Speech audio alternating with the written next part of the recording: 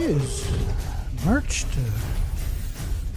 7th, 2024.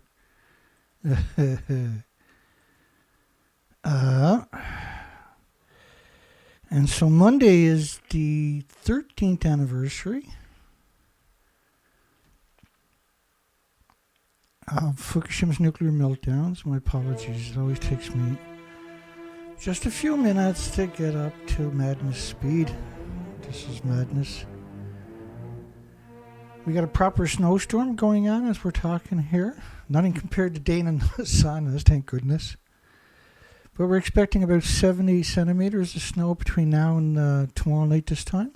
So we'll have a blizzard all day tomorrow. It's going to be chaos. We're going to cover die-off show. Now, 2 weeks ago to today, we done a recap. And it covered 2014, 15, 2016, something like that. And it showed you back then that there was no avian influenza ever got mentioned. There was no global warming getting mentioned. There was no climate change getting mentioned. It was all emaciated, and including the pilot whales, all the birds and everything else. And the scientists were mystified. Now, a story came out last weekend of 7,000 emaciated humpback whales. 7,000. Try wrapping your mind around that statement. And they call it global warming, climate change, everything else. We call it Fukushima Radioactive fallout because we're honest. And so I'm going to try to guide you through this story. And I'm going to tell the story as if you've never been here before. So I'm just going to briefly walk you through the Fukushima nuclear meltdowns. So I want you to think about this picture that I put together of 4 different medias, which is just a fraction of the medias. In 2014, we're claiming they were in the fuel pool of the reactor 4 at Fukushima Daiichi nuclear power plant in Japan. Now, as you can see to the left, the building actually doesn't exist. And to give you some context of how big these buildings actually are, I'll bring up now this was built off-site, and this is a frame for reactor 1, which is an identical reactor to number 4, number 3, number 2, for instance. And 70 reactors in the United States are the exact same. And you can see a person stood up right there. And that should give you some context. Now, there's 4 parts to that frame. That's the bottom part. And that top part you were looking at is this bottom part right here. So there's 4 sections. And this was the reactor 1, which currently they're claiming is the worst reactor. I think reactor 4 is definitely a worse reactor. And reactor 1 detonated. And you can see the detonation. I'll do it again. This was a pulse detonation of the fuel pool. So they lost the entire inventories of the fuel pools. And this was taken from 30 miles away. But nevertheless, you see the inventory of the fuel pool atomized in aerosol. Because the top part of the building, that's where the fuel pool is, there's no containment. And so it overheated and it detonated. And what you see now is you see 4 panels. These are 190-foot buildings each. And you can see the other panel they're putting over there will be the 3rd panel. And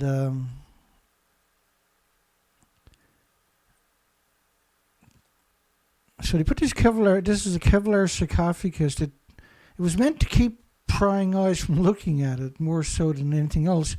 Because when you put a cover around a nuclear meltdown, you turn it, for lack of a better word, into a hot box of radiation. So it's lethal. So if I cut out a square foot of this material and took it to a subway, everybody walks past it all day, every day will die that day for millions of years. That's how radioactive that structure became. Reactor 2, you can see the heat signature at the top of it. And it's 100% meltdown. At the top of each of the buildings was around 8 to 10 reactor cores in the so-called fuel pools. And they're gone also. So this is a catastrophic event. And just a single reactor core is worse than all nuclear meltdowns in history combined because it's pure uranium plutonium. And that the numbers actually work out to around 4,000 Chernobyls. So reactor 3 is this reactor right here. And when that one blew up, remember those buildings are 19 stories, 65 meters, 190 feet. So the detonation you're looking at, you can see big pieces. Now this is slow motion falling back to Earth. That's the fuel pools in the reactor cores. Now they covered it up successfully. The majority of the planet, not the majority, but the entire planet, except for a very fraction of people. But the nuclear industry knows the difference. Unfortunately, the typical population does not. So reactor 4 to your left, they don't have a video of that, but have a video of reactor 1 and reactor 3, which are right alongside of each other.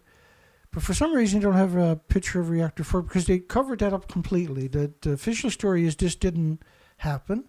And as of last year, the official story is nothing happened. Despite, for instance, the explosions, you can't just wipe them out of history books, but they did with the help of the International Atomic Energy Agency, who worked hand in hand. And so what they done was they leveled these contraptions, these things down to stumps, which should have been totally taken away. And then they put these contraptions on top of it that were built off-site and pretended that they were in the buildings when they don't even exist anymore, and they being your medias. And I got a list of some of them there for you. These are the biggest medias on top of that. In the first year, there was 865,000 cancers, extra cancers. And so there's heart problems, liver, lung, respiratory, pituitary, thyroid. There's many other illnesses and diseases and autoimmune deficiencies and injuries. And every nuclear academic on the planet, when they seen reactor 4, for instance, they knew that was gone. But when they seen the stump of reactor 4, they knew the fuel pools and the reactor cores were gone. The media pretended that it wasn't, pretended they were in the building. And the reason they done that is because the radioactive fallout covered the entire planet. This model is based upon, I believe it's 16 days. No, this one is based on 31 days total. But at day 20, the whole planet was covered in perpetual radioactive fallout.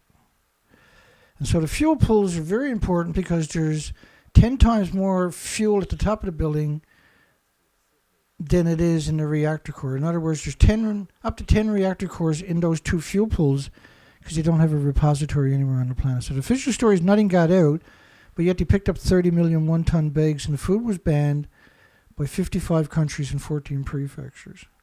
So I know that's a lot to take in, but there's many different isotopes, and tritium is the only isotope we've never seen a model of. But we got models of plutonium, of the sulfur peroxide, hydrogen, buckyballs. We got models of cesium, models of iodines, models of xenons, models of kryptons, and studies to back up those assertions. For many years, they came out and showed you that model. And when you regurgitated that model, they made fun of you and said, hey, stupid, that's the tsunami.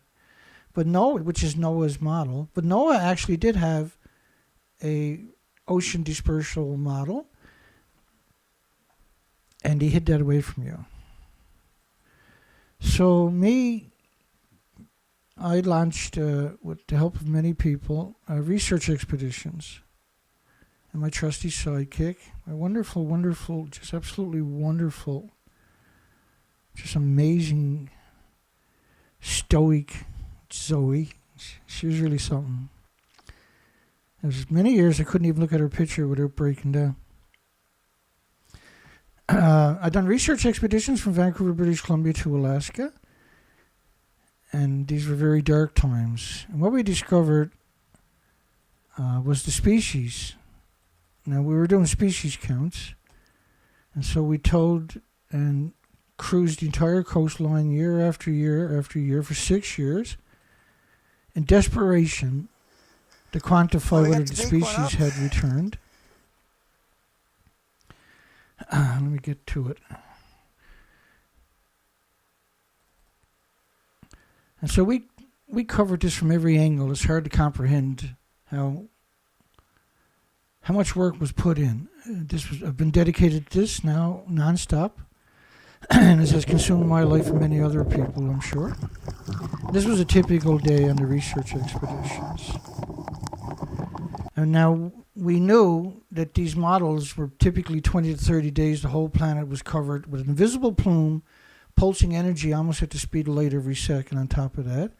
And so all the species were getting full body x-rays and still are and will for many millenniums. And what we discovered from Vancouver, British Columbia to Alaska, which we know now is true all the way to Mexico, including California, United States, everywhere else, is the species to your left, the incredible diversity, it's unimaginable diversity, is exterminated. This is an extinction level event. And they're exposed twice a day. And British Columbia has a 19-foot tide exchange. So the species to your left where the migratory birds would feed on them, for instance. So keep that in mind as we go through these pictures. Now we went back for 5 more years to see if the species recovered. Because that was necessary to quantify the assertions that were used ever since, right? The species to your left are now exterminated. They never came back. You'll never take the pictures again. And this is a direct influence, or directly because of radioactive fallout from Japan, that has never went away. It's never stopped. The reactors are still melting down. And instead of this unbelievable diversity, this incredible, wonderful, amazing, and this coastline is a tropical rainforest on top of that. And so I was out there 3 to 4 to 5 months a year, each year, sometimes twice a year, for 6 years. The species to your left are 100% unequivocally exterminated. And there was typically around 7,000 highly visible species in the 19-foot exposed tidal zones. There was around 30,000 insects at the high tide line that when the tide falls would go down. And that was the ecosystem. It was an amazing... But it wasn't just starfish and there was also 480 species of worms there. There was a 5,500 species beyond the 7,000 species of invertebrates without the backbones that lived in the 700 algae, which are like little shrimp, right?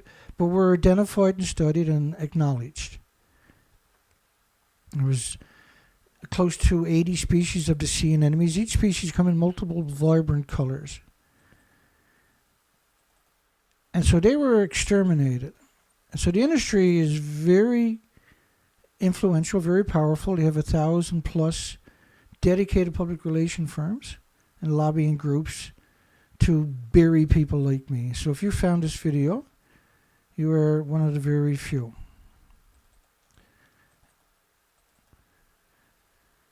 So species to your left are exterminated. Now, when the birds would migratory along the coastline, they would go into the tidal zones and they would easily get all kinds of food. So you would never see emaciated birds along the coastline because there was tons of different species for them to pick at. And the majority of the birds can dive, so even at high tide, they would have access to them.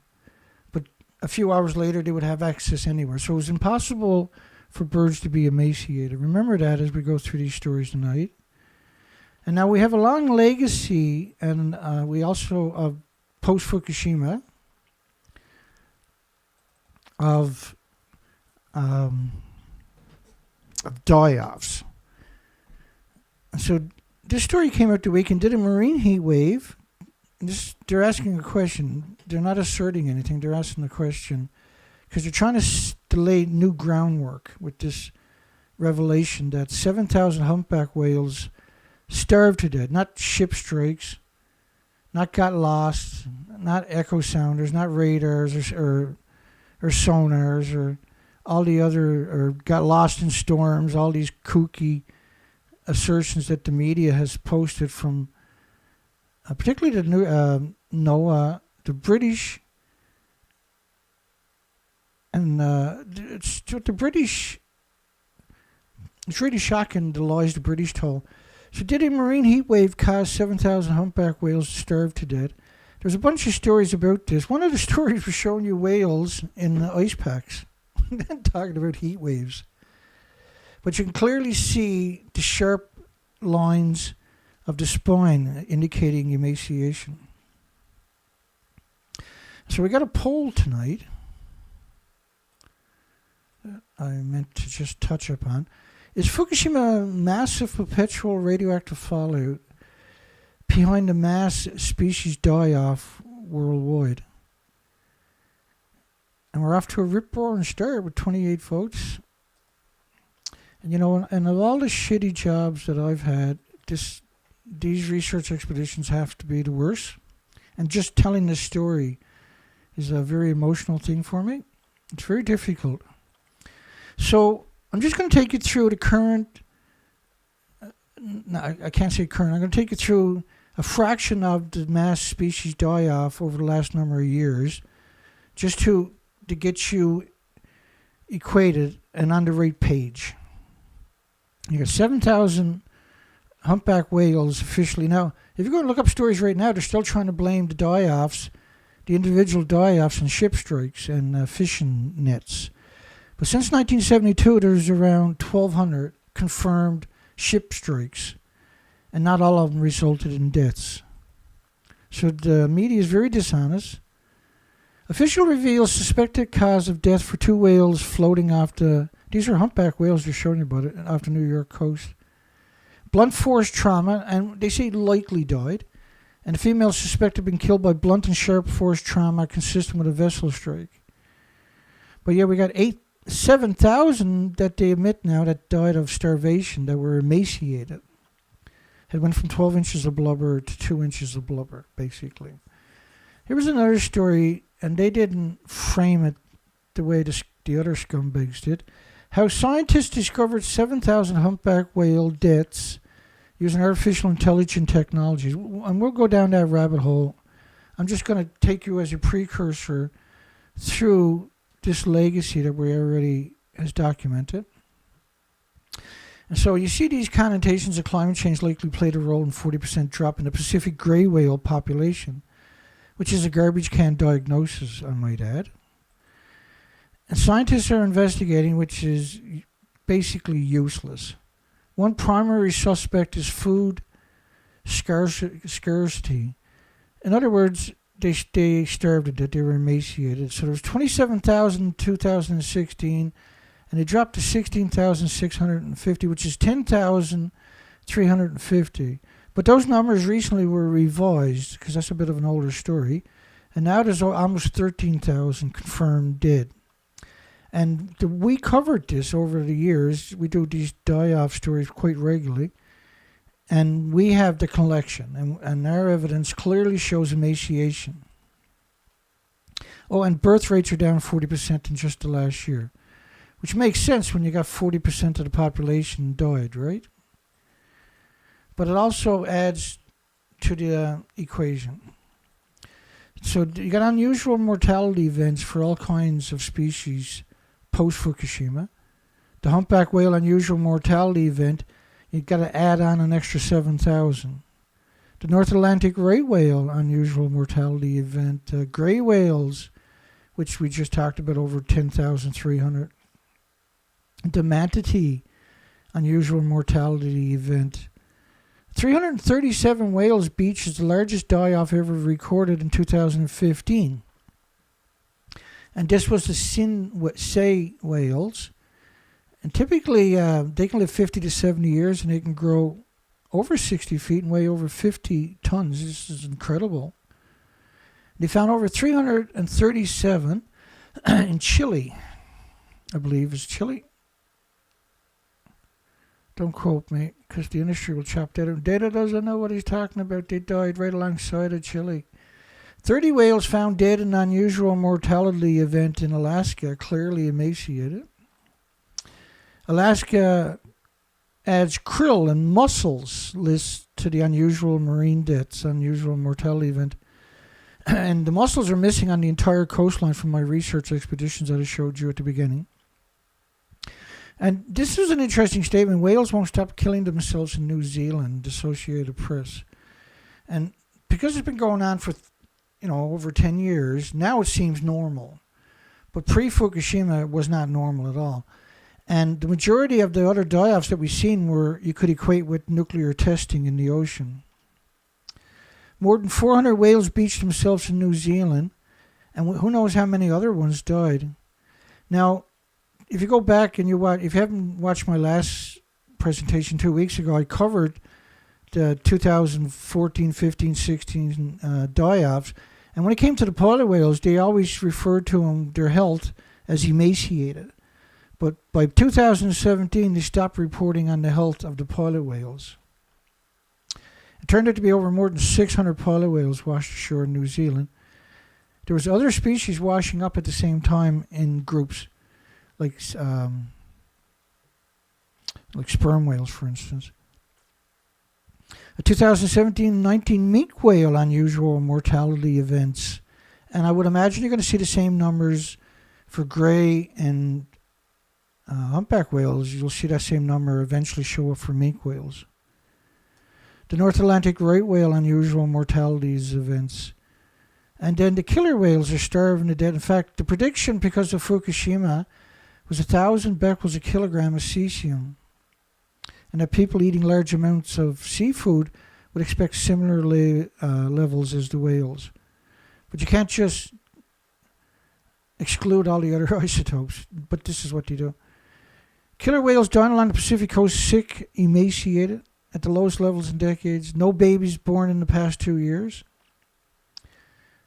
Alarming changes in behavioral observed, social structure splintering.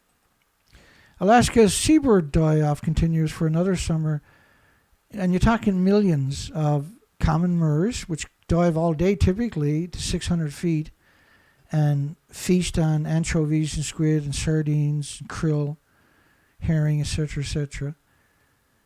We're showing up emaciated in numbers that no one's ever heard tell of.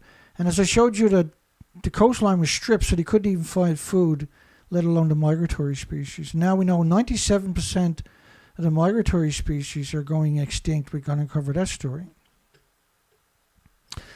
We haven't been noticing, and they're talking about the bears, grizzly bears in British Columbia. We haven't been really noticing any salmon up there. We've been noticing that the bears have been getting skinnier and skinnier and getting more aggressive. Well, they're not skinnier and skinnier, they're emaciated. And salmon is just a fraction of their diet. And typical grizzly bears will eat 200,000 berries a day.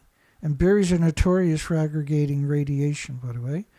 And so the bears most likely have leukemia and cancers. Grizzly bears are bearing the brunt of it. Now, the grizzly bear also eats roots and they eat grubs, but they also eat caribou, they also eat deer, they also eat black bear, they also eat elk. So the diet is not segregated because a lot of bears don't live where the salmon rivers are too. So they're very adaptable. They'll eat you, let's put it that way. Mysterious mass deaths of Alaska birds baffle scientists. And check the years on some of this stuff. 2016. Now remember, I was out doing research expeditions at this time. And so the birds were going along the coastline, but there was nothing in the tidal zones. And we know because we went out and documented it. And so our documentation is unassailable. And I provided GPSs each day in every new island or new beach that I was taking pictures of the GPS so that my research expeditions could be replicated. I'm very open and very honest, and I'm very thoughtful about everything because I live in this perpetual nightmare. Tens of thousands of dead birds are washing up on the beaches of Alaska because there's nothing on the beaches for them to eat. They died of starvation. The common murres, of course, dive 600 feet all day, appeared to have starved to death. And he said, we know they're starved to death because their stomachs are empty and they're emaciated. 10 sperm whales die, and we've never heard tell of sperm whales dying in groups before. And there's so many of these I can't possibly articulate them. But they were emaciated. In 2016 and 15 and Pre-2017-18, they would always describe them as emaciated. 6 sperm whales die in a rare mass beaching in Australia. 2 more sperm. These are numbers we've never seen before. Marine researchers shocked as an unprecedented number of whale carcasses wash up on the west coast. And this was the covert beak whales in the United Kingdom. And ultimately, they found around 1,100 or so. And so they estimated at least 10,000 died, because typically, if you're lucky, you would find 10%, but certainly no more. That was the consensus in the academic community. And so as this was playing out, you can see that where the whales were dying in the United Kingdom. They were dying everywhere. They were showing up everywhere. But ultimately, it was around 5,000 whales and porpoise in that they had found. And so the estimated was around 50,000 dead mammals had washed up. And probably 10,000 plus of them were the covert beak whales. 20,000 birds starved to death off the coast of the Dutch coast. And so when 20,000 is, you can multiply it by 10, right? And scientists didn't know why. So last year, explosion of sea lion deaths in Peru amid the deadly bird flu outbreak. But the pictures they're showing you are animals that are emaciated. So bird flu typically strike and the birds will die, or the animals will die within 3, 4, 5 days, right? So in order to become that emaciated, that animal should weigh close to 2,000 pounds. I think that's the California golden sea lion. They get much bigger than that. And so that takes a long time for them to be that emaciated. But they also showed you other pictures. Now we're talking about a huge amount. 3,500 sea lions were found dead. And then they show you this picture. And I, as a commercial diver, have dove with these so many times I can't even count them. And I've dropped my weight belts because they intimidated me so many times, but never physically ever harmed me. More times than I cared to acknowledge, because I could never conquer my fear. What they do is they charge at you, but they won't physically touch you, and then they'll turn at the last second. And if you ever, when you were a kid, you might do it now, who knows, but when you were a kid, remember, there'd be like a bar of soap in the bathtub, and you would go like this above it, scoop the water, and by the soap would start moving around, right? Well, the sea lions would rush you and make the turn at the last second and would tip you over and roll you. And because it's a very intimidating feeling. You have no control and nothing you can do. And they're completely at home there, right? But they've never ever hurt me. Since late 2022, science detected the virus in more than 100 species. They were going around picking up roadkill, but it was all going to the same laboratories. And when they done independent testing, and I'll show you that coming up in a second. So 100 species wild birds like ducks and seagulls and geese and hawks and owls and bears and foxes and bobcats and raccoons and deers and bears and dolphins. Now, and I dug up all those stories, and we covered all of that. And the reality of it was they were emaciated. But in the middle of all this die-off, starvation caused the mass bird deaths. The giant shearwaters are the primary casualties. And so this independent city had, instead of sending their dead birds to the government's laboratory, they used their own laboratories, independent contractors. And so you're talking about seagulls and ducks and terns and cormorants. But the number of birds found on the shore have been confirmed to have died of starvation. Starvation. No highly pathogenic avian influenza was found. But all the birds in the next communities and the communities on each side of it and the whole coastline was allegedly died of influenza. But the community that tested independently didn't find the influenza and found they had all died of starvation. So if you don't think the government's capable of working that way, you need to hang around. And Pulley confirmed that the state labeled the dead birds they examined as emaciated. All of them were emaciated, and the consensus is they died of starvation. Okay. So here we go. Now, that was the preamble. It was only 28 minutes.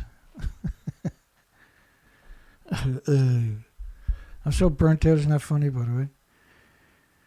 Here's what conservationists say is likely causing the mysterious whale deaths along the East Coast. Now, we know it's starvation, right? I just likely and mysterious.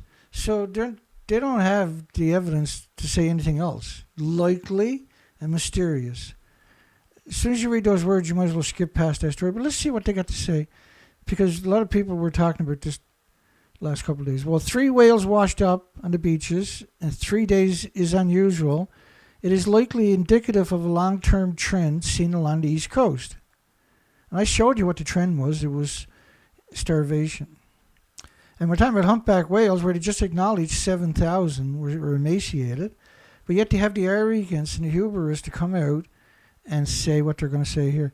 Stretching from Florida up to Maine and then in the eastern Canada, and stretching back a number of years. Now, I showed you all this at the beginning, right? Well, they have been able to find the cause of death of the humpback whales. So far, it has been either from vessel strikes, being hit by a boat going by, or entanglement with fishing gear. But the total number since 1972 is 1,200. Not all of them died. According to NOAA, elevated humpback whale mortalities have occurred since 2016. But see, they ignored the other story that came out last weekend in order to demonize the humans, right? The nuclear industry is your mortal enemy. Its radioactive fallout is not a game, and it never goes away. Nothing on the planet has an immune system to defend against it. Everything with replicating cells is destroyed by it. 40% had evidence of human interaction, either ship strike or entanglement. Typically the whale, now I grew up fishing on the ocean in a community that still has no automobiles. So I'm quite familiar with whales and boats. And the fishermen would laugh at you if you were worried about hitting a whale, because a whale is not stupid.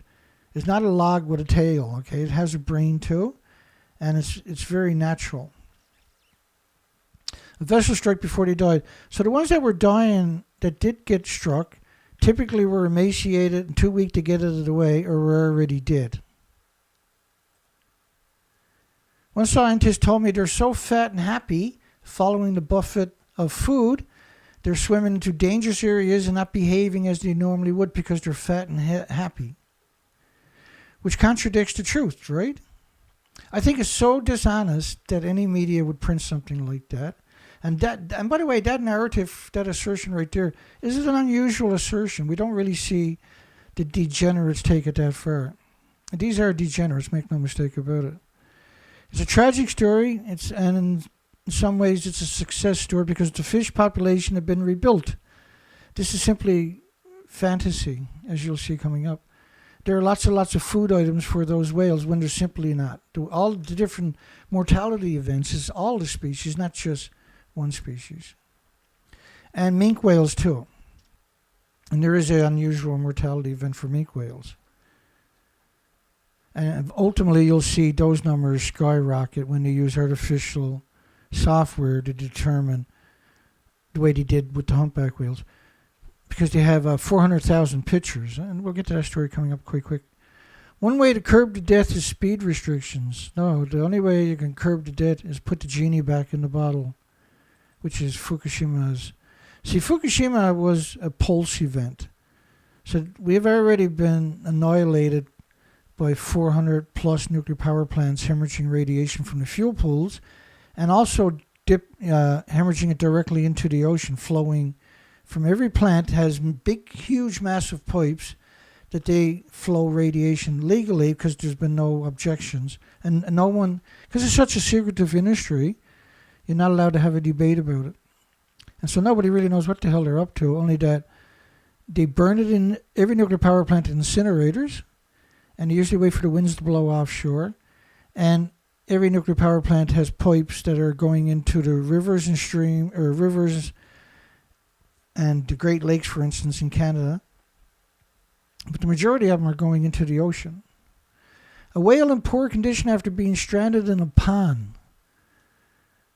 Japan. Well, first off, the whale appears to be emaciated. Well, this is really easy to quantify the peanut head, and you can see kind of the peanut head. And they always use the word appears to be emaciated, if they actually use the words at all.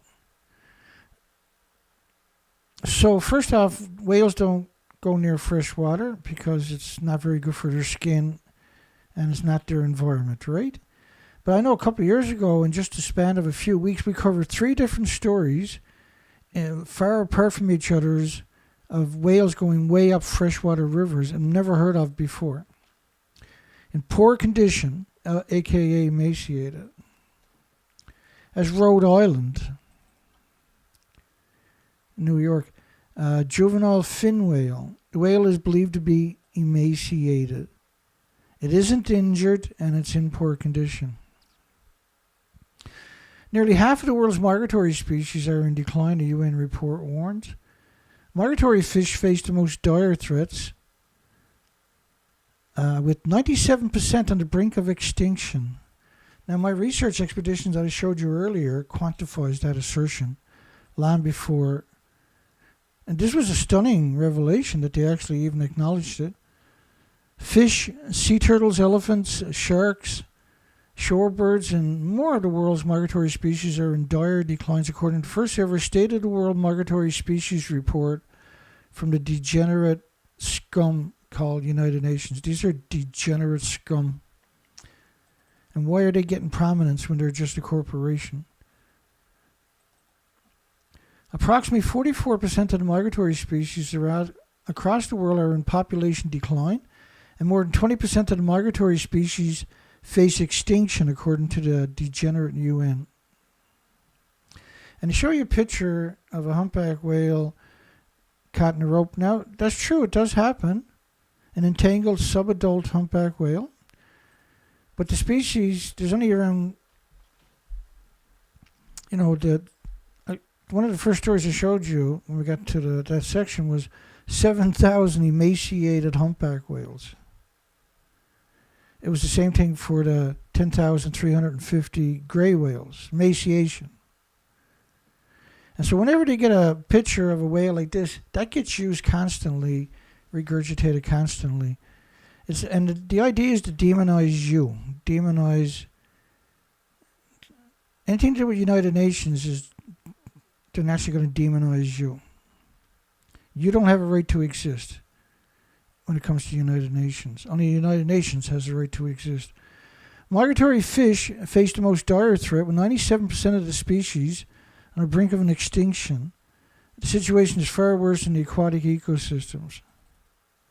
97% of migratory fish now are on the brink of extinction. It's worse than that. The report lays blames on the hands of human activity and climate change.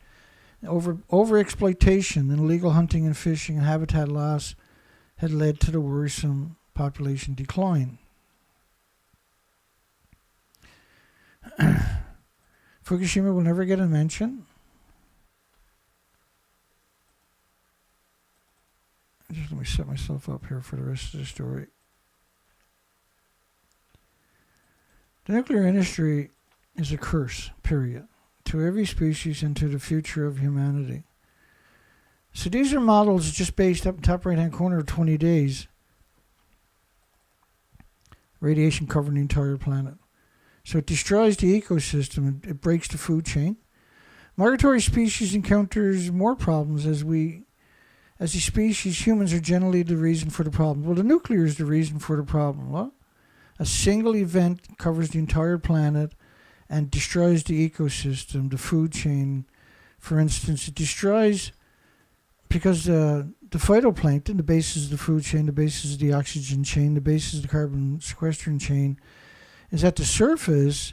The radioactive fallout immediately annihilates the surface, right? Which is now, as radiation sinks to the bottom, it's brought back up by the upwell, which normally feeds the phytoplankton with the nutrients and nutrition. Migratory species encounter more problems and they need to blame you, right? We put up fences, we put up roads, we put up barriers, we change land use, we drain our wetlands, and we make a farm that changes the migratory stopover sites for birds, which, as I showed you earlier, is the tidal zones.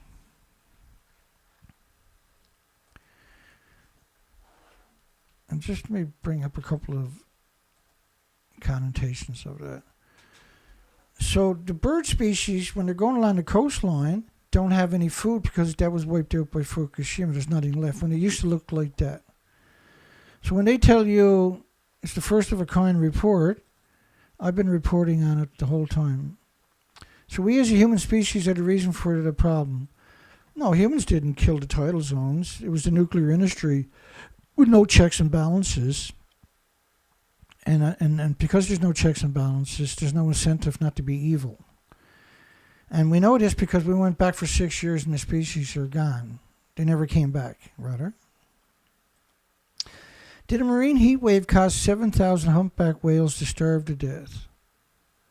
No, we broke the food chain, and the humpback whales their diet is dependent upon the phytoplankton, like all the other whales. And a lot of the whales, of course, eat phytoplankton. But the humpback whales can eat, smaller fish that are a result of the food chain. Well, they're all a result of the food chain, Dana. Let me reframe it. When you destroyed the food chain, you destroyed it by 2011. Because the phytoplankton is just a single cell, right? And it's the eggs and the larvae is also considered phytoplankton. So this model is based upon 6 years of dispersal into the ocean. But you can't just look at 6 years of dispersal into the ocean and exclude the radioactive fallout. Because the radioactive fallout covers the entire planet immediately and all the oceans included. So this is the plutonium-239 dispersal, and that's based on the 27th of March. The accident happened on the 11th. So, less than 20 days, 16 days. Did a marine heat wave cause 7,000 humpback whales to starve to death? Now, did a heat wave cause all the animals to die off? No, because if you go back and you watch my last presentation from 2 weeks ago, which is called a recap, what you'll see is this kind of stuff. Now, there was a heat wave in the ocean, but it wasn't per se a heat wave, like they're suggesting. The heat wave is real. It's radiation. But it extends into the troposphere and atmospheres too. So quickly done it, instead of 6 years, this was done in 6 to 7 days. And within 2 months, you had destroyed the food chain. France's model is 1 million to 10 million atoms per cubic meter of air.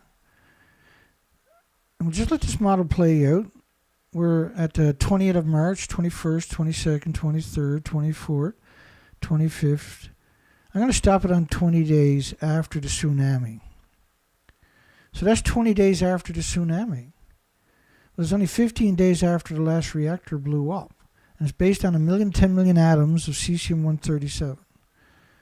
So that's a guaranteed to break the food chain for all species. But it's also guaranteed to annihilate all the insects and birds by sterilizing them. And so slowly in increments over several years, they'll disappear as if they almost didn't even exist.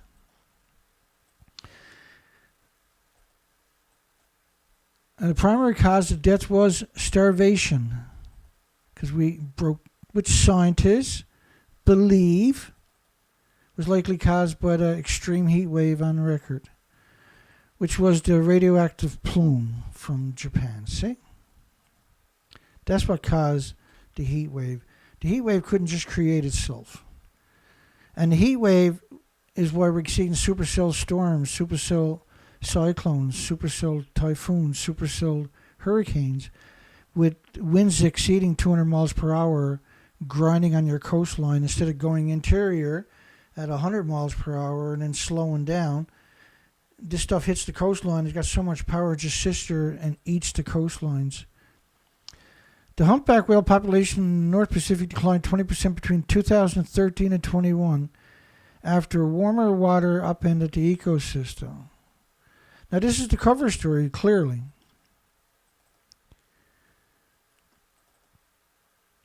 Maximum sea temperatures recorded from 2014 to 2016 were 3 to 6 degrees above average. And when I was on the ocean, my plotter, my GPS, my radar sounder interface also has a temperature. And that's in most of that documentation up at my website. Now, we also took out the glaciers with so much radiation because the ice couldn't crystallize anymore. And that cold water would normally flow down, and that would keep the rivers and estuaries and streams and ponds at a constant temperature in the heat waves. But now you didn't have the glacier cold water coming down. But that cold water would go all the way to the coastlines and regulate the temperatures in the tidal zones too. This left fewer nutritions for the phytoplankton, the plants at the base of the marine food web. Well, the phytoplankton is the basis of the food chain, the basis of the oxygen chain, and the basis of the carbon sequestering chain. And the phytoplankton produces 50% of the oxygen for the entire planet. And that was wiped out by radiation fallout. The impacts cascaded across the ecosystem, leaving less food for everything from sardines to seabirds. So now they're trying to walk back and blame all the die-offs on the heat wave. Now, we've covered this perpetually for 13 years. The new study shows 7,000 humpbacks disappeared between 2013 and 2021. And they were emaciated due to a lack of food, but also due to the fact that they had leukemia and cancers because they had bioaccumulated so much radiation. It was definitely an unusual mortality event, said the scumbag. Humpback whales are flexible and willing to switch from krill to herring to anchovies to salmon fries. And sustained heat waves can cause whales and other marine animals to starve. Because the pictures that showed up wasn't skinny whales, were emaciated whales. And they can't deny it any longer because AI now went through 400,000 pictures and showed symmetrically the whales are emaciated. And skinny whales are more susceptible to diseases and illnesses and pathogens and viruses that were normally harmless and innocuous and benign. Mother calf encounter rates in this Hawaiian channel fell 77% between 2013 and 2018, suggesting a rapid drop in humpback's reproductive rate. Well, that's true symmetrically for all the species in and out of the ocean, not just the ocean. And it's true for all oceans, not just the Pacific. The lack of food resources during the marine heat wave ultimately resulted in reproductive failures in 2018. Only 3 humpback calves made it from Hawaii to Alaska. And by the end of the feeding season in 2018, all 3 babies were missing. This was in Japan last few weeks back. I'll get it out of the way. Apparently, there was another group too, and apparently this group escaped or died. Nobody knows for sure. Hang on.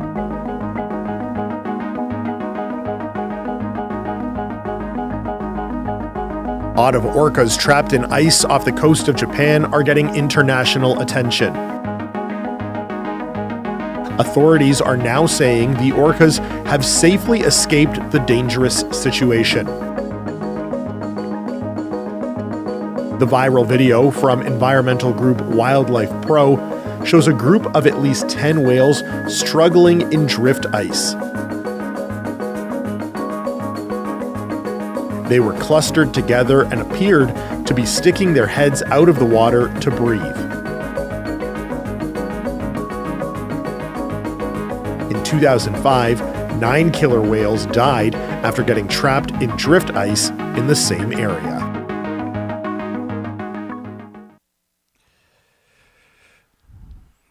There's other factors. What were they doing there? They're not stupid, right?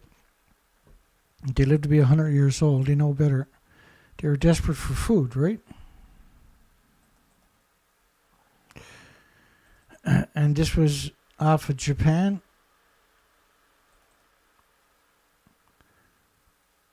This is Hokkaido. Japan, on the northern end of it.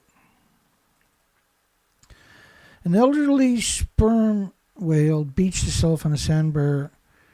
Now, first off, how can you quantify that it was an elderly sperm whale when it had just happened? Because you can't, right? It takes quite a... You have to do... You have to do a lot of work to quantify that kind of assertion. Let's get back over to here because it's a little bit easier for anybody on tablets or smartphones to read the screen. This is abalones. So you remember the story, and we covered it, of fish washing up in Japan's coastline, nuclear wasteland.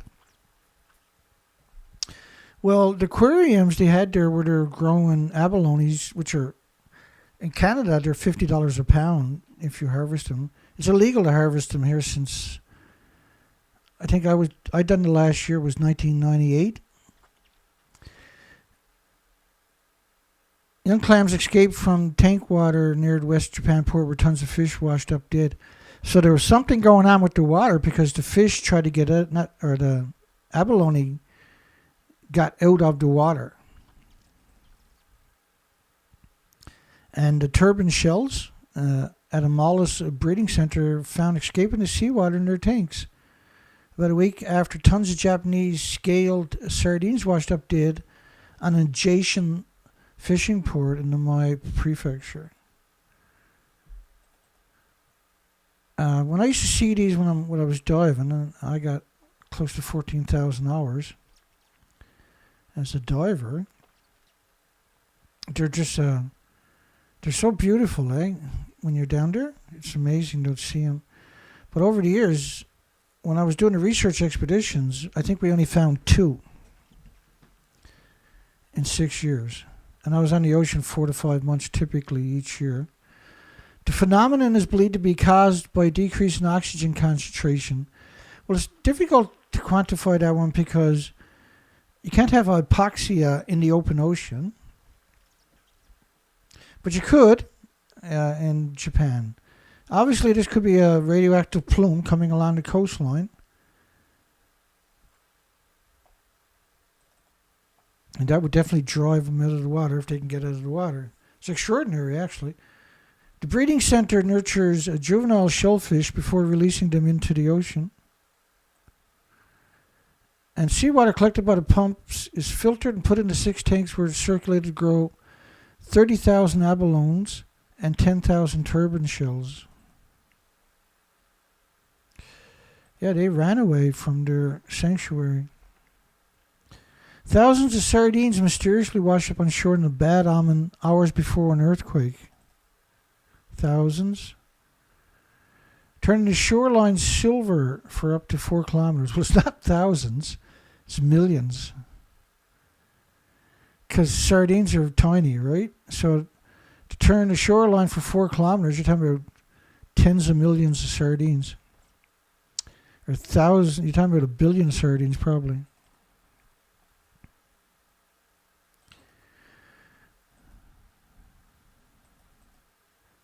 And this was in the Philippines? Yeah, Philippines. For 4 kilometers. It sounds extraordinary, isn't it?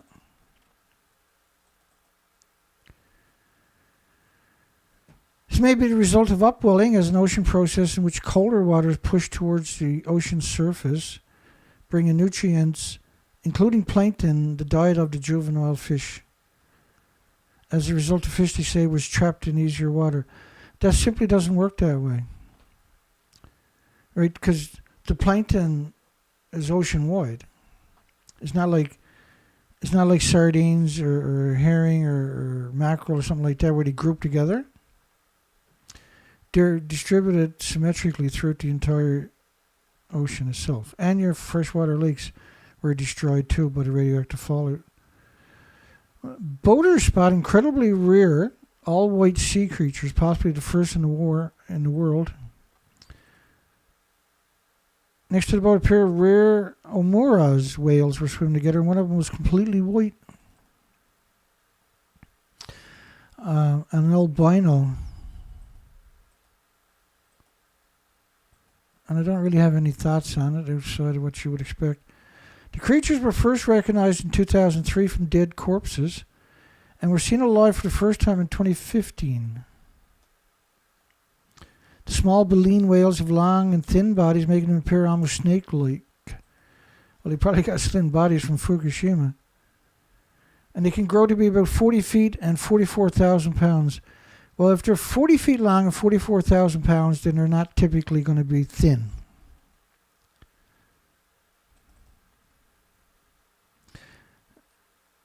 Beached whale carcass found chopped up on a green island, Taiwan.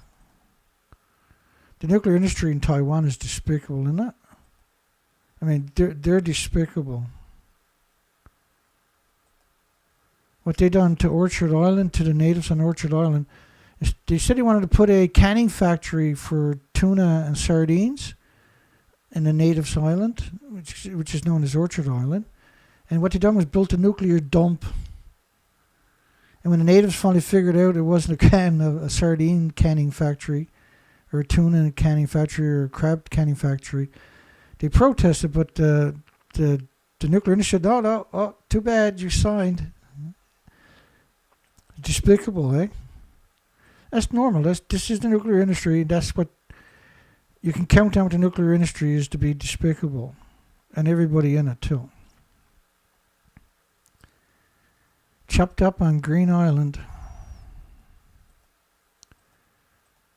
2 dead whales found in South Taranaki Beach. Is this India? 2 greys, beaked whales. Now remember, there was over 1,100 of dead ones in different stages of decomposition washed up in just a short couple of months in the United Kingdom, which means you're talking about 10,000 covert beaked whales. These are the grey beaked whales, and they never hang out close to the coastlines. 3.5 to 4 meters in length. So what's the odds of 2 of them dying and washing up in the same beach as pre-Fukushima? Was you had better chances of getting hit by a Soviet satellite in the next 3 seconds. Brock said there were multiple possible causes for a whale stranding, and it was difficult to identify an exact cause in these cases. The factors include sickness, navigational areas, geographical features, falling tides, being chased by a predator, or extreme weather. These are simply not true. Again, this is another garbage can diagnosis to be expected from lowlifes in the nuclear industry. Said in the summer it was not uncommon for whales and dolphins to strand or wash up and dead. Yeah, New Zealand, which is post-Fukushima, is not uncommon. Pre-Fukushima was extraordinary, and we have the headlines to quantify that assertion. Gray's beak whales are among one of the most common species with strand in New Zealand. Yeah, post-Fukushima. And that's not a gray beak whale, that's a sperm whale. And similar events in 2018. 6 years ago, you got to go back 6 years to have a common, so it's not so common at all, is it? 12 sperm whales washed ashore in that particular area. So they're very deceitful, very dishonest. That's what we see consistently with the media. 2 dead whales found dead on the beach. Same story. Factors include sickness, navigation, so they're telling the exact same stories. It's called brainwashing and showing you a humpback whale.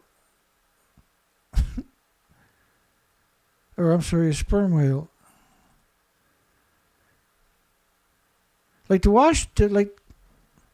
strandings they have in New Zealand, post-Fukushima, are at least 30 times more than the entire history of New Zealand pre-Fukushima. And you can blame a lot of the pre-Fukushima strandings on nuclear dumping and nuclear testing. Wildlife Wednesday. Avian Flue kills a polar bear for the first time ever. And when did they send it to the same laboratory where all the birds goes, the government laboratory? What we're seeing with the bears, particularly the polar bears, is emaciation. And you can typically blame that on radiation sickness. Beavers and AI team up to fight wildfire. Swamp rodents invade Ontario. sharks in peril, and the great bear hunting rights spot by conservation groups. Well, these bears are perfectly healthy. Look at that. This picture is most likely pre-Fukushima. The polar bear was part of an already threatened Alaska population. The 3,000 polar bears in the Canadian north were all considered emaciated. It was found dead in the North Slope region sometimes in the falls of 2023. And they blame it on, it was found dead, and the cause of the death was confirmed by Avian fly on December 6th by the Alaska Division. Of course, Alaska was saying that there was no radiation from Fukushima and that it was like a banana. The credibility of a slug. Actually, a slug got more credibility, right? It's the first polar bear avian flu case. There have been reports of other animals infected in Alaska, red foxes, a black bear, and a brown bear. Why are you checking these animals for avian influenza, by the way? The polar bear likely contracted the flu after eating a dead bird. No, they likely got sick from radiation poisoning from eating contaminated food. An unprecedented flu strain is attacking hundreds of animal species. Humans could be next. Hundreds of species. So we see this consensus where they're trying to blame everything on the bird flu. But ultimately, when you look deeper into the story, and they were doing the same thing with the algae,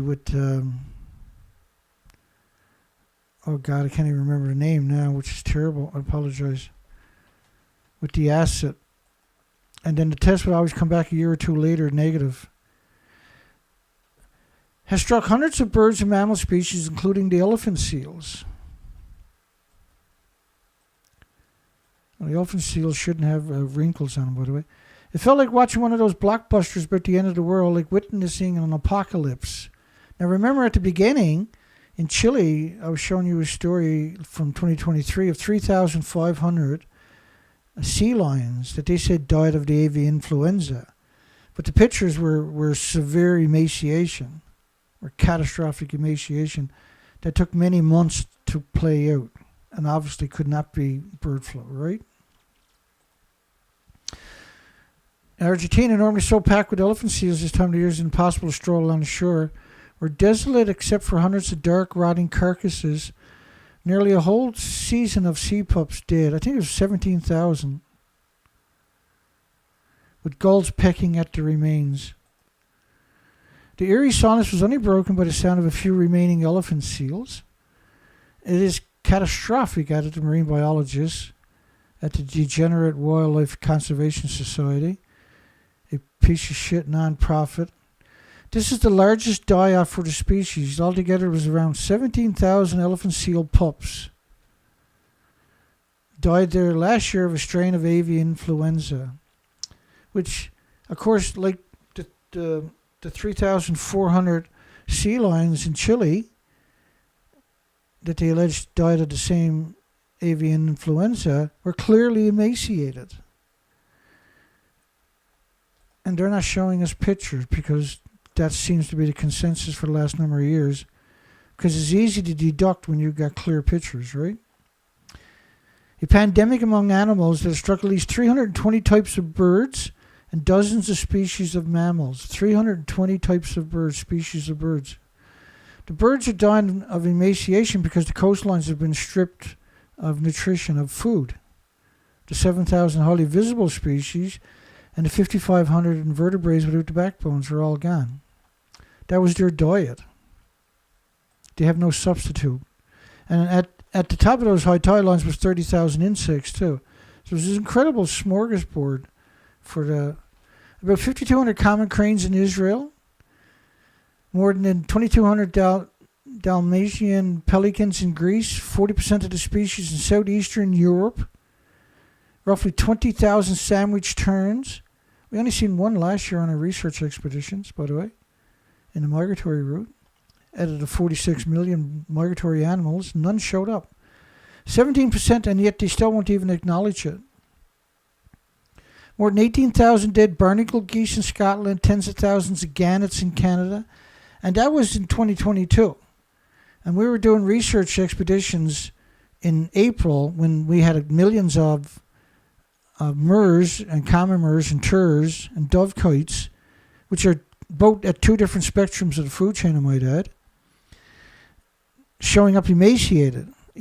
And just after that, there was an explosion of die-offs, and then they tried to flip the narrative, remove the goalpost, and blame it on avian influenza. And they walked that back, of course. Last year, they found 12,000 dead black-legged kittiwakes in Norway. These are like the little seagulls, and they'll lay their eggs right on the open cliff itself. And the one colony that we found here that we studied this summer, 18 times went out to them islands and researched them. They laid their eggs twice because they had no success, and they didn't have any babies whatsoever. It was the seagull populations, the residential seagull, were several thousand of them there. On the south side had no babies that we can see until they were big enough to fly, and then it was just maybe 1% survival rate. And on the island to the north was about a 4% survival rate. And we documented that. You'll find that on my site if you look for it. But they were feeding at the fish plant. There was no species feeding in the ocean whatsoever. There was no species feeding in the tidal zones whatsoever. Nothing. And I was out there at low tide, 18 trips. And I just took my time and meandered 7, 8, 9 hours each time along the coastlines. We caught the low tides and documented that, and I shared that evidence with you. By July, more than 500,000 birds died in South America, including 41% of all Peruvian pelicans. They died of starvation, I can assure you.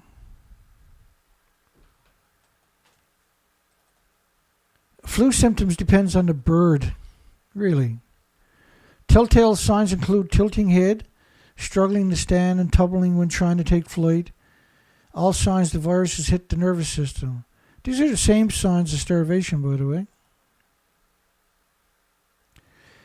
Killing brown skuas on islands near Antarctica for the first time just this winter, a polar bear in Alaska. Like, you have to be very suspect when they state that a polar bear died of avian influenza. So far, bird flu has infected coyotes and lions and tigers and grizzlies and raccoons and red foxes and other terrestrial animals, but only sporadically. Again, there's no evidence that the avian influenza has jumped a species. It's been around for millions of years. It's never jumped species. If it does jump to species, it's because the immune system of the species is compromised. And that's why it would show up. That's the only reason it would show up. They're already acclimated to it through genetic superior selection. But this is clearly not bird flu. This is the emaciated sea lion. It's clearly emaciated with severe skin damage. This takes a long time to manifest. Avian flu feared in the Canadian polar bears after the disease kills a bear in Alaska. This is a conjecture. Showed up in the Yukon more than a year ago in a red fox. And what they're doing now is roadkill on the side of the road in the middle of the country. They'll pick it up and send it to the government laboratory, the same laboratory.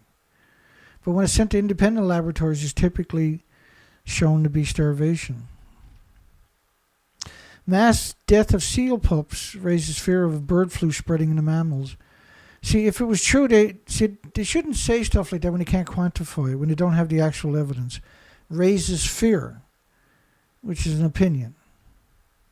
17,000 baby elephant seals died from avian influenza in Argentina and is likely spreading among the marine mammals. So now they're trying to conflate it with the marine mammals.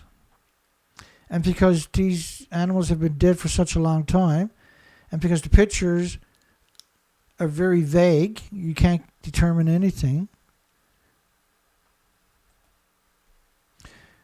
But they have the pictures of the live ones, so why don't they show them too? because you'll see they're emaciated. Avian influenza has killed millions of seabirds around the world, and Antarctica could be next. So they're basically setting us up for an extinction event of all the species. And they're going to be the fall guy, which was domoic acid for many years, is now being switched to the avian influenza because the domoic acid always came back negative. And it was infuriating. They would suggest domoic acid without any evidence to back up those assertions. It would typically take 2 years before they would acknowledge the results, which is a long time. Most people would lose interest. Well, we don't. Antarctica could be next. And degenerate researchers suspect avian influenza caused mass deaths of southern... These are opinions. That's a baby gull. That's a very young gull right there. Avian influenza has devastated seabird populations around the world, including 70% reduction in northern gannets and bass rock in the United Kingdom. What was really interesting about that story was the so-called avian influenza was killing the gannets on the other side of the Atlantic and in Canada on the coastline at the exact same time. The stories, because we covered it, showed up in the exact same week. Quite a coincidence, right? When we had millions of birds dying on our coastline from starvation, which was widely reported in the media, and I covered it, and that documentation is still on my site right now. Beyond the birds, the virus has killed more than 30,000 South American sea lions, 2,500 southern red elephant seal pups in South America. In South Georgia, mass deaths have observed in elephant seal pups, and the virus is not detected in samples. But the virus was not detected in samples sent for laboratory tests. And that animal is clearly emaciated, by the way.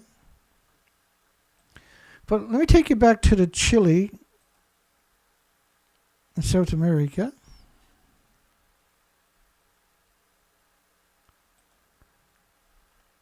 Story. I already covered it at the beginning. Let me cover it one more time.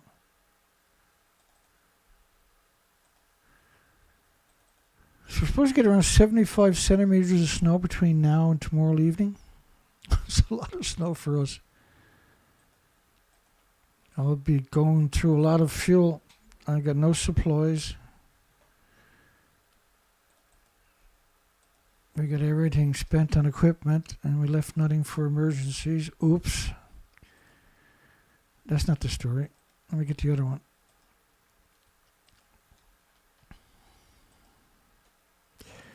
It's going to be what it's going to be.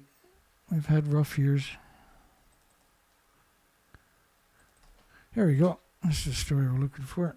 Now, we covered the story already tonight, but I want you to see it because these connotations of what they're throwing at you tonight here, right, in these stories. So, in Chile, in Peru rather, explosion of sea lion deaths in Peru, deadly flu, March the 6th, 2023. 1 year and 1 day ago. But when you look at the sea lions, that's completely emaciated. That's unbelievable emaciation you're looking at. And it was 3,500 sea lions that they're blaming on the bird flu. Here's another one that they showed you. These are clearly emaciation. It takes many months to play out. This is not the attributes of the alleged bird flu, right? Because there's an agenda, right, to sway you. Ancient pathogens released from melting ice could wreak havoc on the world. They got a million excuses, but the truth is only one spot. And they're true. What they're saying is true. You know, there is ancient pathogens in the ice. The ice can't crystallize no more because of so much radiation. Because of these, the pulse event from Fukushima was the straw that broke humanity and the planet's back, basically.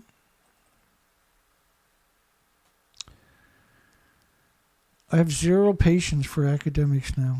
They're just nothing but total disregard for their lies and deceit and dishonesty. How a series of gruesome seal deaths on the California coast led researchers to a surprise predator, which was a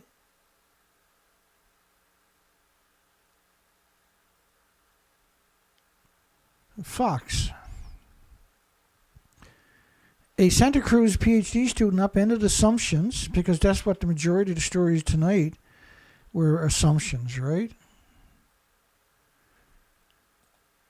And when the evidence finally comes out, like my research expeditions, then we finally have a real narrative to work with. Coyotes. But the coyotes were not known to go after live marine mammals, but they are if the coyotes can't find any other food.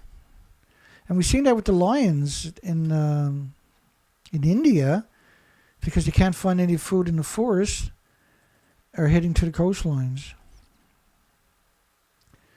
They got videos of a coyote dragging a harbor seal pup and beheading it. And they figured the coyote's taste for marine mammals could be genuinely new. Well, when you're starving, and that coyote doesn't look very healthy, did he? Let's go back a little bit. He's a pretty mangy looking coyote on top of that. Let me see if I got a better picture of him. All the same picture. Yeah, he's not really a very healthy looking coyote.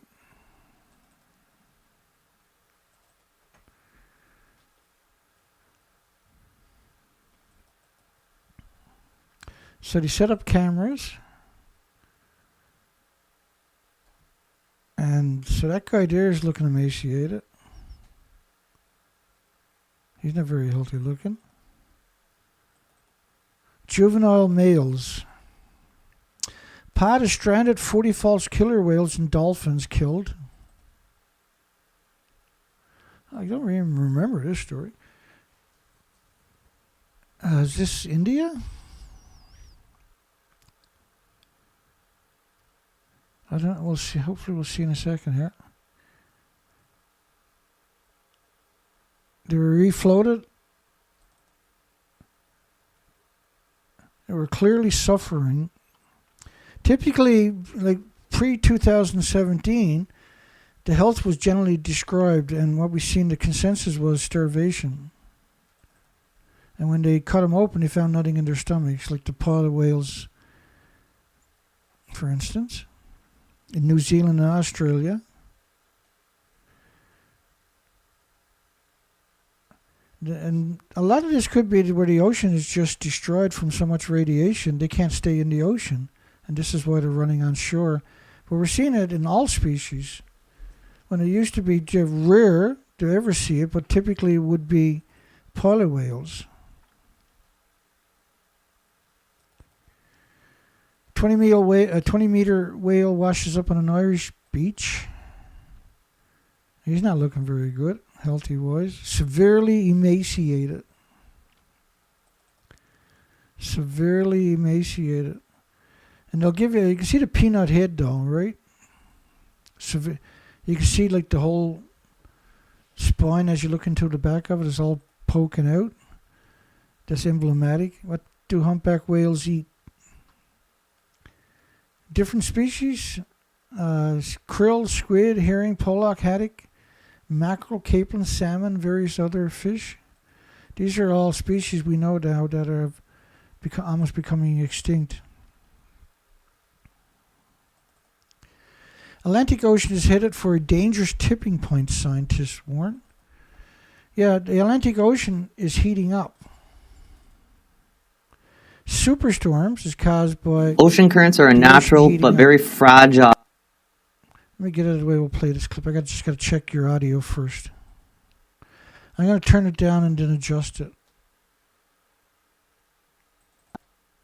Ocean currents are a natural but very fragile natural occurrence in our oceans. Let's take a look at one we're very familiar with here in Canada. It's the Gulf Stream. That's what brings that warmth up from the Caribbean towards the Canadian coast, but not along it. One example of how fragile it is let's say you take out that Carolina coast, just cut it back a bit. That would allow this warm current to stay right along the coast towards Nova Scotia, and that would make for a drastically different climate for Canada. Now let's look at the bigger picture in the North Atlantic. So to start, we have our North Equatorial Current bringing that warmth across from Africa, warming up towards the Caribbean, and then shoots up the Gulf Stream, and that eventually makes it to Europe. Now this is why Europe has a warmer climate than Canada for similar latitudes. So as it does so, it loses a lot of that fresh water to evaporation, and it cools as it treks towards Norway, and this denser water then sinks. Those currents begin to go deeper. Now we have these cold surface currents coming down from the Labrador Sea and Greenland, and that's, again, very cool, and that will trek across the mid-Atlantic over towards Africa, and that becomes the Canary Current, and that will begin to grab some of that warmth as it heads towards the tropics, and then once again come into the North Equatorial Current, and that completes our cycle just in the North Atlantic. Now this continues all around the globe, and it's very sensitive. So what can alter this? So we always have this Arctic ice. This is what we're looking at right now in the North Atlantic, and the more ice we lose, the more fresh water intrudes into that current. So we are looking at the potential, not necessarily certain outcome of altering or shifting that current, and that can change climates or at least shift them to see droughts and temperature changes in certain parts of the world. So what we're seeing is the Atlantic Ocean is heated up so much that we're going to see, when hurricane season and typhoon cyclone starts creeping up on us real soon, these storms are going to be just, I think it's going to be the worst year we've seen post-Fukushima.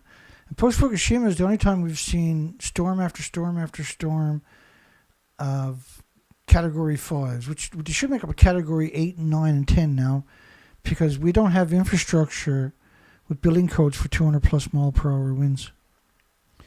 An abrupt climate shift. Well, what is the catalyst for all of this, though, right? So if you look pre-Fukushima, you don't see these attributes, but if you look post-Fukushima, you're seeing all of these bizarre attributes. So Fukushima should be included in the equation, shouldn't it?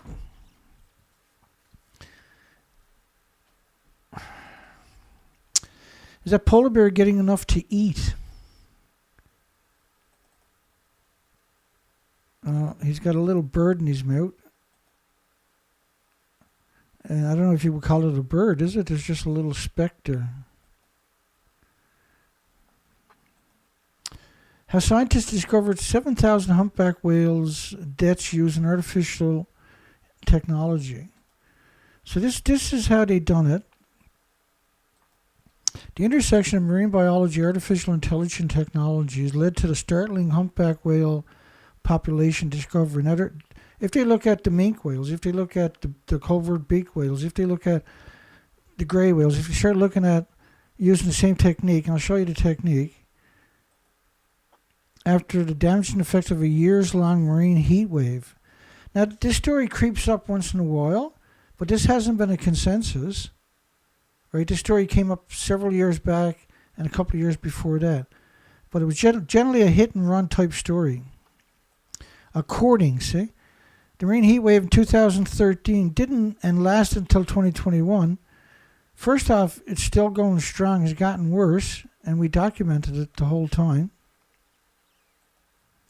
Decrease in ocean productivity worldwide. So they're saying all the oceans, they're talking about the entire planet. Right? They're talking about the entire planet. And this is one of the reasons, because Fukushima is the only thing that's going to cause the entire planet to have the same attributes at the same time.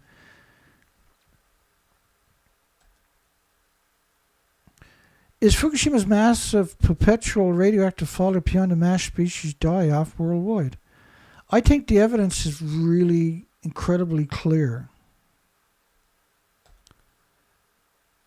Right? It's incredibly clear.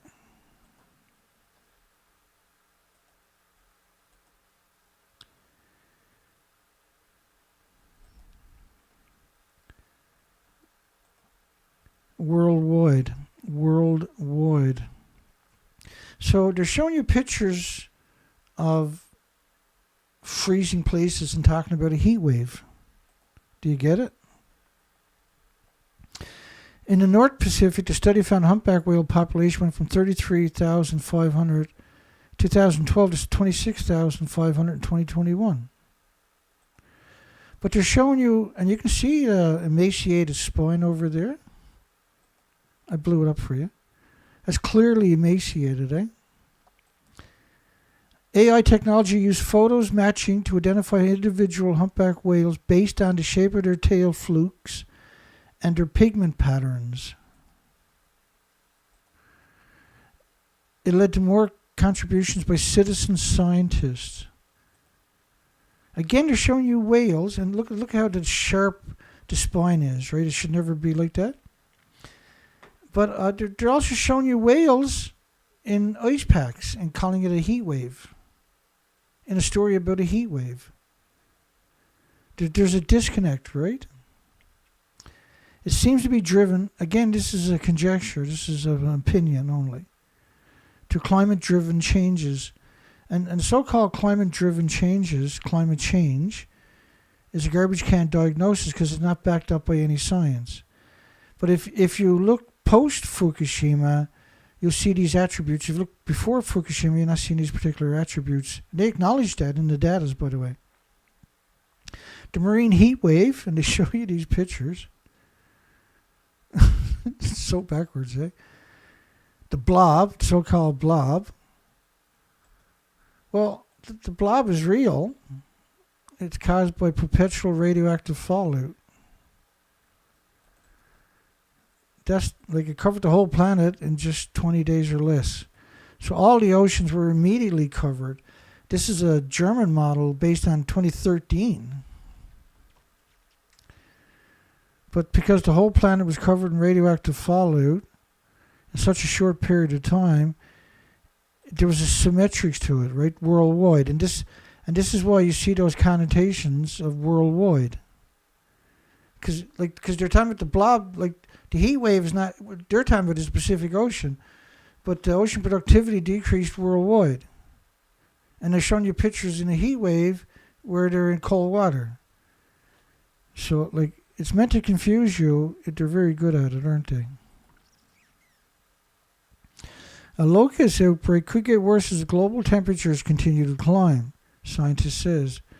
And the reason the temperature is climbing the way it is because the radioactive fallout, this is a simple equation, by the way. So the radioactive fallout covers the whole planet in about 30 days. It never stops falling out. It never stops hemorrhaging. We got 80 years already put into it, but then we have a pulse event known as Fukushima. And that wipes out the majority of the fungus and the bacteria in the forest and the ecosystem. So the ecosystem doesn't work anymore because the biota, which would, the little communities of microscopic animals would break down the litter and the foliage in the forest, doesn't work anymore because it doesn't have bacteria and fungus. And so it doesn't absorb water anymore. This is why we're seeing all these flash floods that are unprecedented. We didn't see pre-Fukushima, but only post-Fukushima. Because the radiation, it does incredible things. We know this from Chernobyl studies, by the way, also. And so now, instead of the forest soaking up the water, it's not doing it. And because the forests are so dry, the trees are brittle. And so when you finally get a lightning strikes, the foliage and the litter that didn't break down because you killed the ecosystem will wafer up. You had these huge chunks that normally never existed because the biota would break it down, right? And that didn't happen over the last 7-8 years in particular. And so now when you get lightning strikes, you have this big foliage and litter floating around a few thousand feet, and these big flames are landing into these tinder dry areas, and you have another chain reaction of forest fires. And that cycle now runs out of control immediately.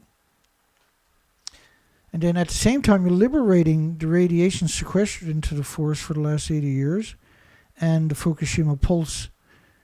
And that is causing catastrophic things.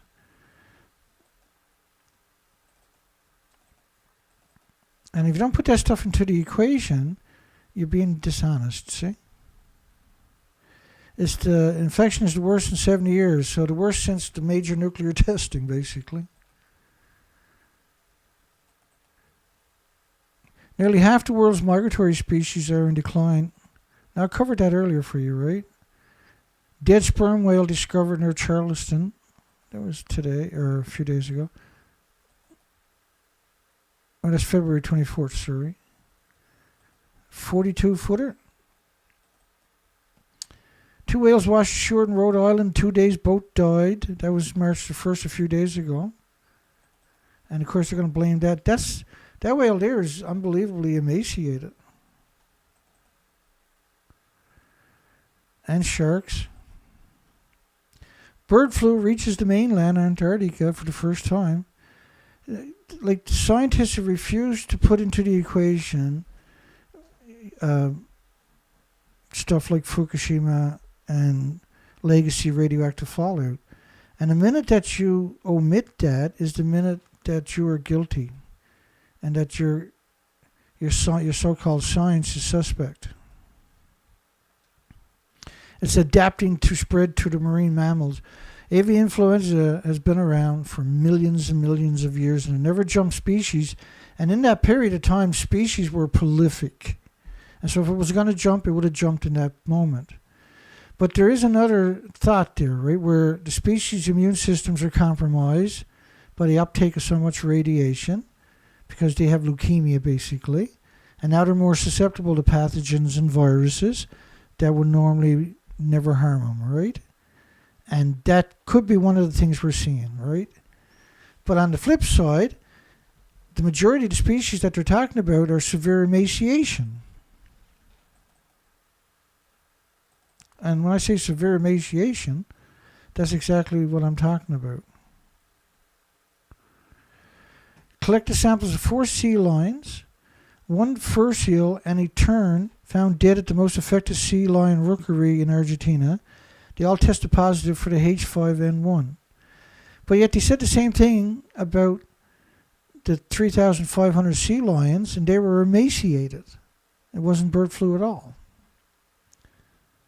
So why should we believe them? And when you start looking at these are clearly not healthy. And I put arrows on them. That's emaciated. Where you see the arrows pointed, these are clear emaciation.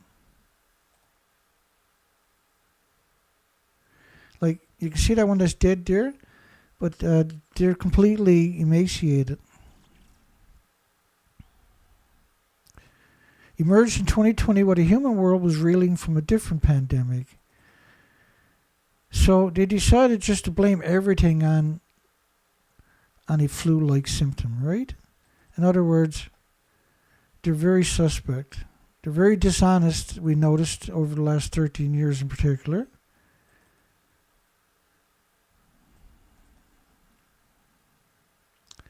Experts report a spike in seal strandings, dolphin deaths at the Jersey Shore. It's been a busy winter for the organizations at Jersey Shore that's dedicated to saving whales. I sent them an email,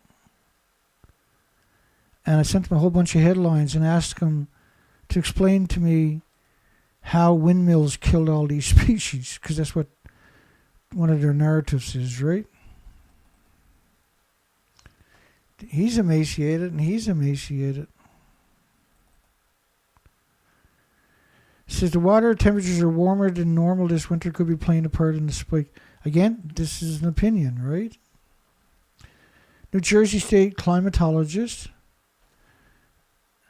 I got more respect for serial killers than I do for climatologists.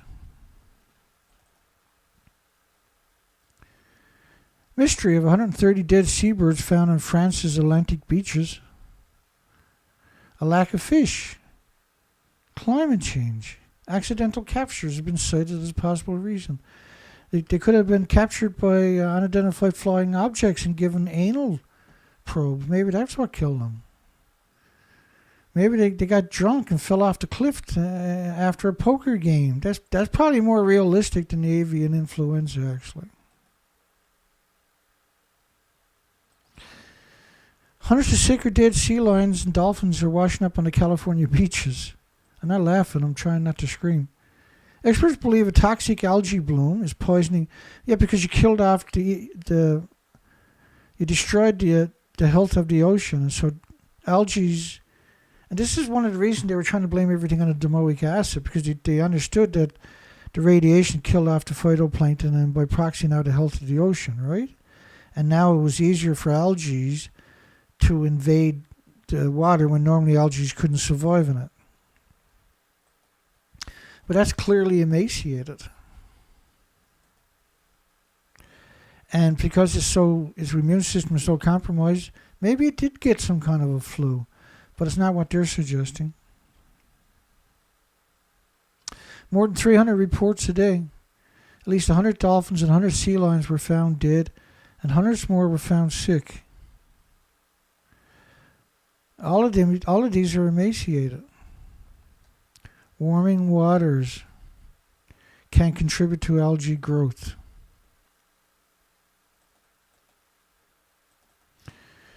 Officials reveal suspect that caused the death for 2 whales floating off New York coast. Now we covered that earlier. Blunt force trauma consistent with vessel strikes. Maybe they were already dead, like the other 7,000 humpback whales. Maybe they died of starvation, right? Lobster catches dips to lowest levels. Like all the 8 billion crabs are missing from Alaska, for goodness sakes. 8 billion. And no one saw it coming except for us, of course. Oh. We made it through, did we? Well, that's it for tonight. We got a raging snowstorm going on. Oh my God. Tomorrow's going to be a blizzard with 80 kilometers an hour winds. Again, I shouldn't complain because Dana Nasana, your moderator there, and a really good friend, has got 7 feet of snow in just the last little while. He's still trying to dig out. A couple of years ago, I can't remember how much he had, but it was a lot more than 7 feet. It was insane. I didn't even think I was going to get a show in tonight, to tell you the truth. Pretty burnt out, eh? And I decided that if I didn't do the show tonight, I'm going to have to do it tomorrow. And tomorrow we got a snowstorm. We might lose power. We got a blizzard all day tomorrow. It's going to be brutal day tomorrow. I don't know if my plow can keep up with it, so I got to have... I was out working on equipment today, and I think I resolved some of the issues I got. And so I should be able to... I'm just going to have to get out there every 2 or 3 hours and plow out the snow that's accumulating, right? But we're going to have blizzard conditions. We've done this the last time, and it seemed to work. Because if it lets it pile up, I can't get through it, right? Did a marine heat wave cause 7,000 humpback whales to starve to death? No. Fukushima broke the food chain and caused a heat wave. And that's why they starved to death, along with all the other species. And the first half an hour, I laid out the whole story of Fukushima, the radioactive fallout, the broken food chain, the mass die-offs. And this is only a fraction on top of that, but it's an enormous amount that I have there. But it's only a fraction of what we gathered up.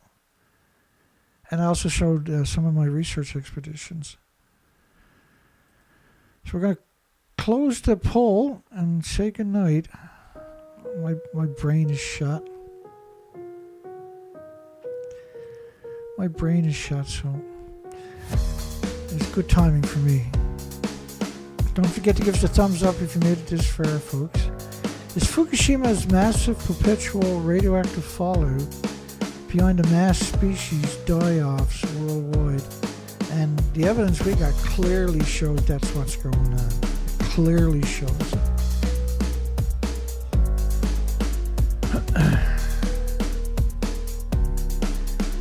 Barely move here tonight. Okay, so Monday is the anniversary.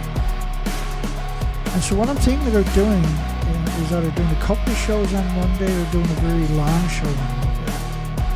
And I have a bunch of shows from research expeditions that I can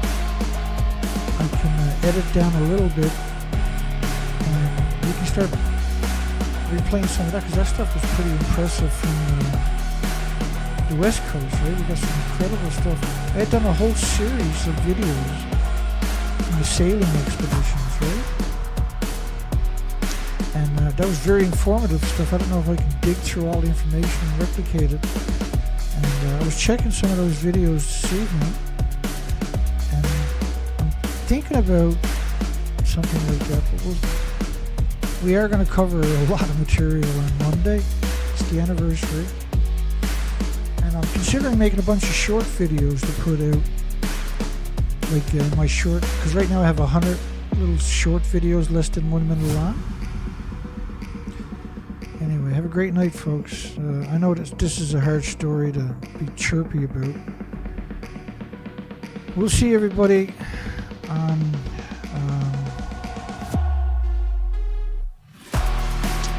Monday or Sunday show. I'm not sure if I'm doing a show on Sunday. I might wait till Monday, because Monday's the anniversary. I think it's better to do some kind of show on Sunday, but do a big show on Monday, right? If anybody can afford to, we need donations. The links are in the bottom of the description. They're directly into my account from PayPal and to my website. The links are, so there's no way to make a mistake. Have a great night and a great weekend. We'll see everybody on the next show. Have a great night, everybody. Don't forget to give us a thumbs up. Take care, folks.